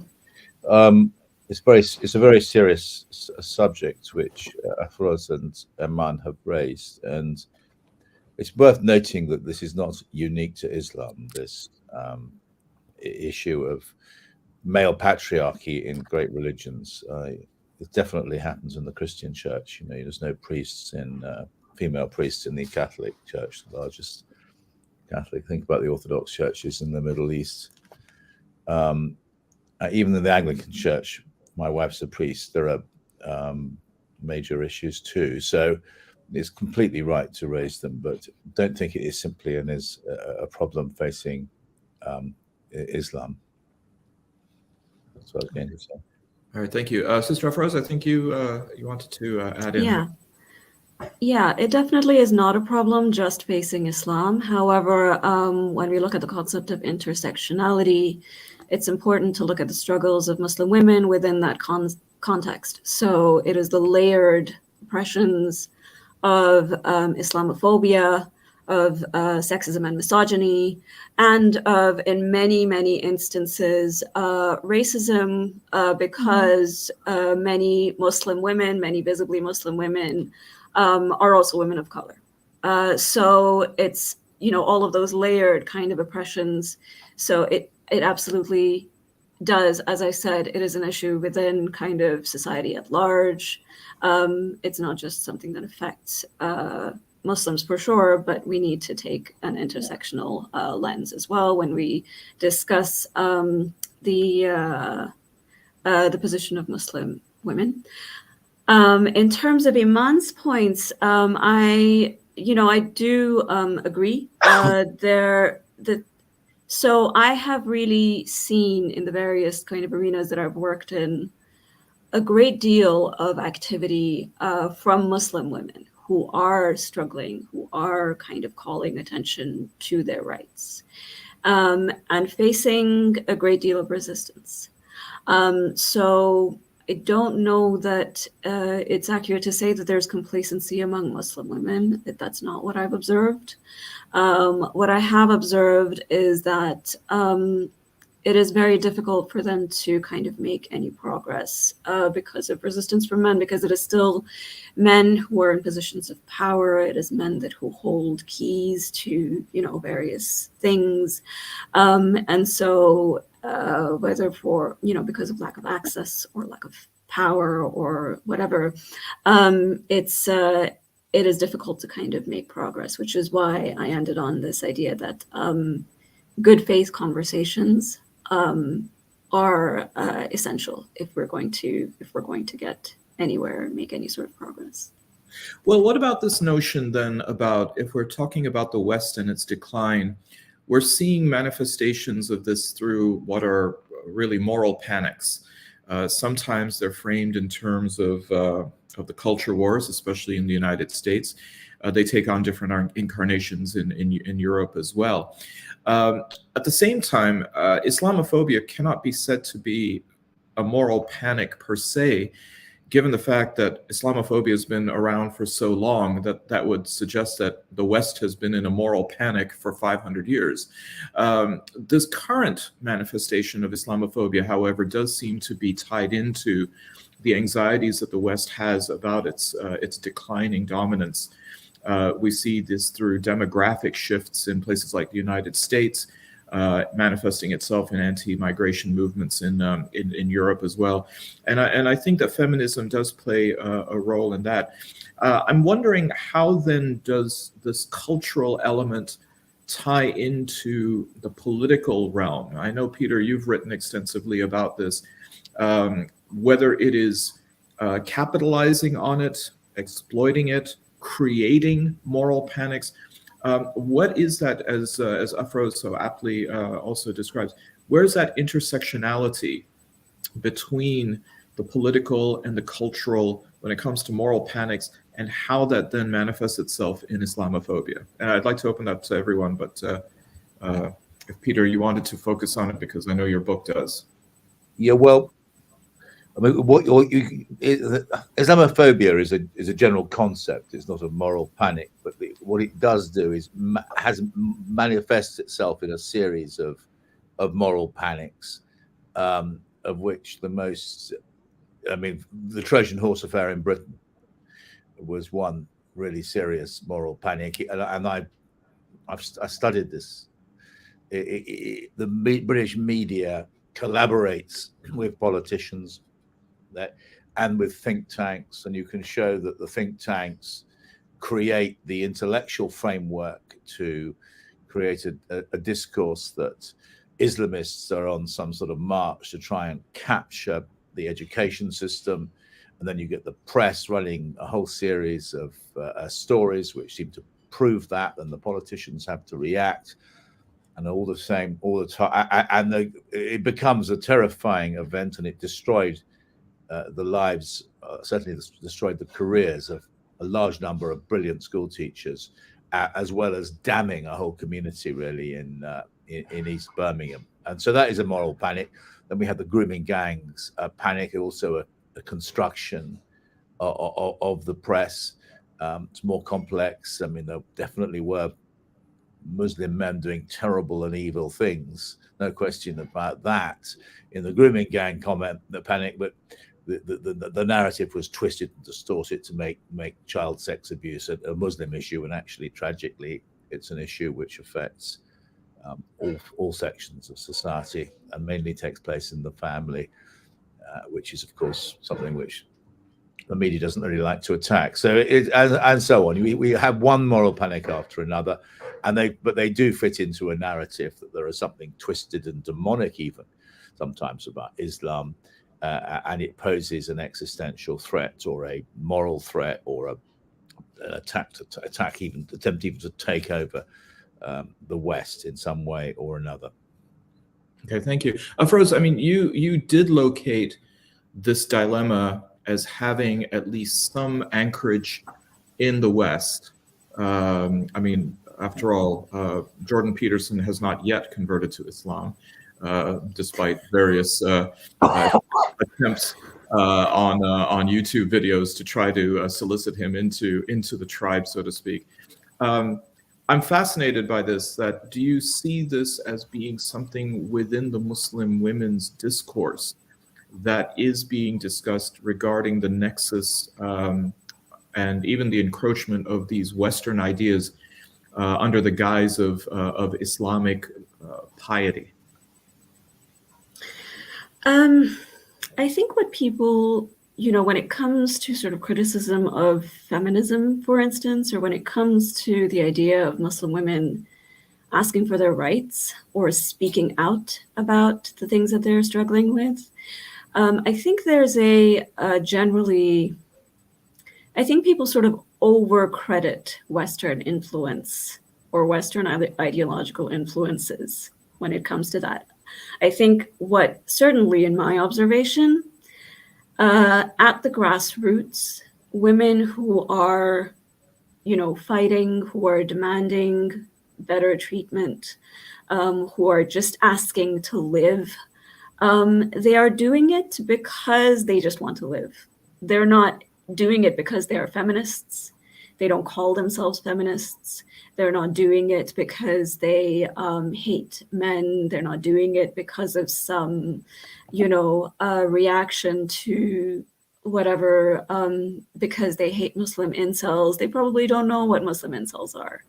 Many Muslim women at the grassroots are just trying to make a space for themselves where they can breathe and where they can live their lives in an Islamic way, but truly being given their Islamic rights, being, granted their God-given rights, being able to express themselves and live in a way that, that has space for them as individuals, as human beings, that is entirely in keeping with the rights that God has given them. And I don't believe that there's a great sort of political narrative most of the time around it. There are some movements for sure that are influenced by, that are aware of, all of these external influences, etc. But by and large, Muslim women, like at the grassroots, like for instance, this masjid project in India, they are just trying to make space for themselves as Muslim women. There's no greater kind of, political message there. All right, thank you. We're joined also by, from the IHRC, Sister Arzu Merali. And I know that Arzu has a few questions that she would like to go ahead and pose. Actually, I just wanted to jump in because we lost Hakimeh's connection, and I know she just wanted to make a clarification. But I was also furiously typing in the private chat here some questions for Cyrus, so I thought maybe better to come on and ask him directly. First of all, what a fantastic panel. Thank you, everyone, including Hakimeh, who we lost connection with. It's just been amazing to listen to this.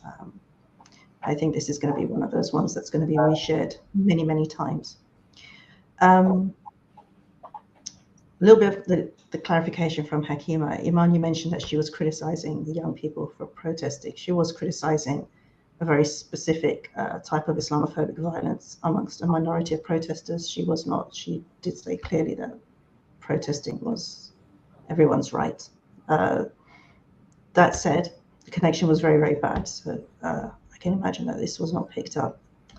So with regard to Cyrus, I have a lot of sympathy with what you said with regard to, I guess, us all staying in our own silos, and that's what we do, right? We don't accept each other's leadership, and maybe that's how we have to be realistic about this in terms of how we go forward until the time of the reappearance of Imam Mahdi. Right. But maybe it's my age, but I remember at the time. Not at the time, I was 8 years old, but certainly, by the time I was late teenager, early 20s, looking at the Islamic movement of Nigeria, which at that time was a largely Sunni movement, Qibla in South Africa, a lot of friends in Turkey whose organizations also, they all effectively gave bay'ah to the Islamic Republic. I mean, obviously that's however many decades ago, but that fluidity is still there, albeit that we've had a lot of trauma, the blame for which is all over the place over the last few decades, right? And I concur with quite a lot of what you were saying. So my question is really, do we need to maybe entirely give up hope on the idea that we have had this fluidity? We still have it. I mean, the majority of the Islamic movement of Nigeria are Shia now, right? The leadership is Shia, but actually they lead a very mixed movement, albeit the demographics might be majority one way or the other. So it's not... excuse me, my embarrassing ringtone just went off there. Maybe should we hold out some hope there? I'm looking at the time, so yeah, depending on responses to that, we can maybe look at other things as well. No, like the shortest response I could think of. I totally agree. I'm very much, in a way, I'm a product of that. I'm a product of that movement, and of that intersection. I mean, it's very much why, this panel even your organization, is very important to me, and why, I was very honored, to take part. I mean, my mother is from Iran. I've traveled there, a number of times, and half of my family is there. I, by choice, I practice according to the Sunni, schools of thought. But again, I very much hold out hope, for better coordination, for better cooperation, and very much, I do consider myself really a part of that Islamic revolutionary project. I hope to see more of it. My concern, and this is one of the reasons that the last decade has been so disappointing, because I felt that coming out of the first decade of the war on terror, there were a ton of opportunities for how do we say, globally minded, Ummah minded, movements and organizations from each sect, and not that it's only two sides to all of this, but there were so many opportunities, and it seemed that there were even points of unity being reached that then coincided with the beginning of the war in Syria, which was very complicated, has been very complicated. It was very difficult, especially in the early years, very difficult to figure out what was actually happening, where blame was all over the place. It was very difficult to tell what was going on. But I think that whatever one's position on that war, just academically, unfortunately, I think I'm looking at the situation. I'm concerned that it would be very difficult to patch up some of that, unless there is some reckoning, unless there is some resolution reached, very specifically with regards to Syria, perhaps. I think a lot of the Sunni world, I think people in the Muslim street know what Iran has done, for Palestine, for the Ummah broadly. I think there was a lot of hope, in the Islamic revolutionary project. But I just looking at the terrain now, I don't know. I really don't know. I hope so, but I really don't know. And I would love to see more of it. I definitely consider myself someone committed to that unity. I don't feel necessarily that, as a Sunni, I would reject, any such overture. Absolutely not. I think I was just trying to stake out some broad concerns, about how that might move forward now. Just knowing, unfortunately, where the momentum is. But, Can I come in? So that's it. Can I come in? Yes. I think if we step away from what happened in the recent turmoil in the Middle East, the Shiite and Muslim Sunnis have always lived in harmony. In Kuwait, where I grew up, in Iraq, they intermarried. Half of the family is Sunni, half of the family is Shia.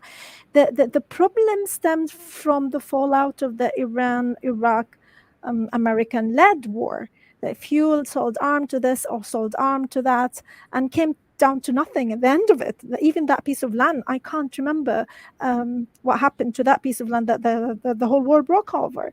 But the point is, it is how they've weaponized it and fueled the two parties to start, the different stakeholders in Iraq and Syria, because there are different stakeholders. We've not even mentioned the Kurds and the Kurdish aspiration to have their own national country or state. So before this current issue, it wasn't a major issue. And if we go to what Jao has suggested, if we make alliances and if we bring true Islamic democracy, whereby you vote or you give your say to what the person will offer, rather than who he is. Why do we impersonalize him? He should be a servant of the people. He should be representing, like what we have in modern democracy in the West, which I still don't call it democracy. If you only have a choice of two parties, that's not democracy. And the way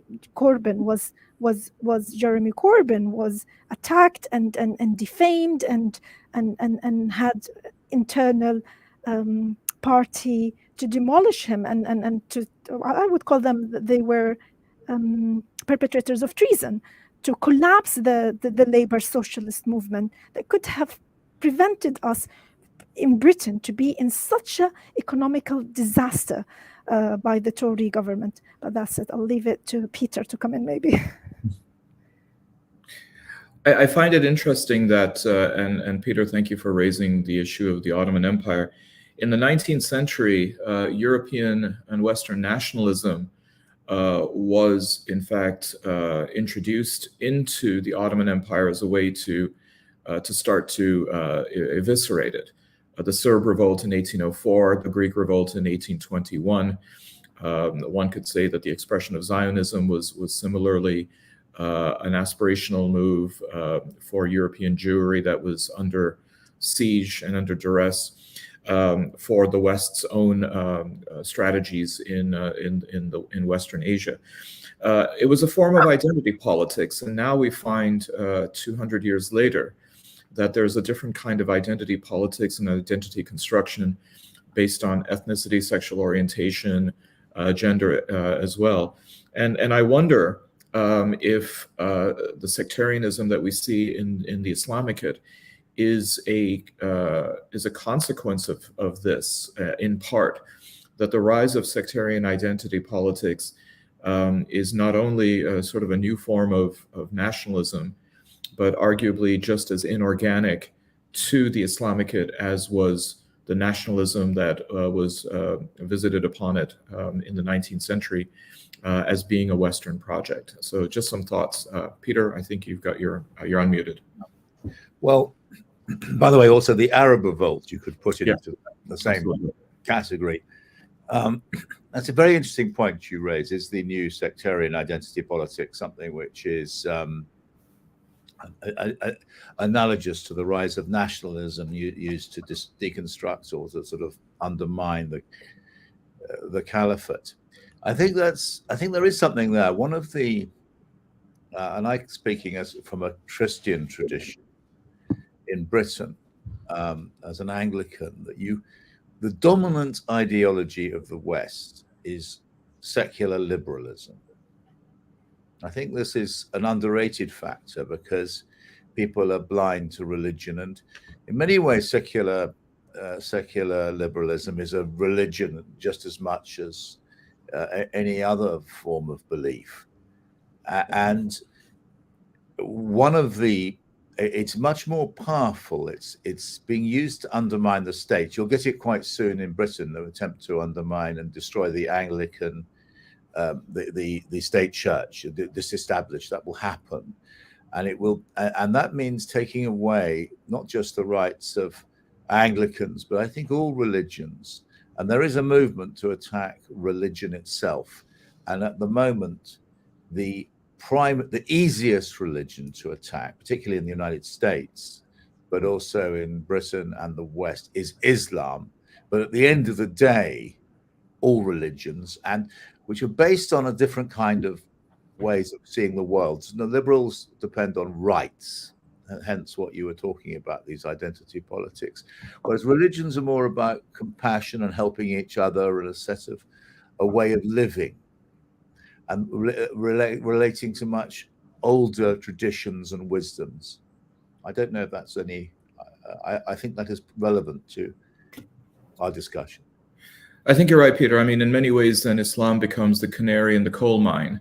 That, and we've seen this with the deployment of Islamophobia and other things, that if we can securitize and surveil Muslims, it makes it that much easier to maintain those structures that are then going to be applied to other people, and perhaps similarly here with religion.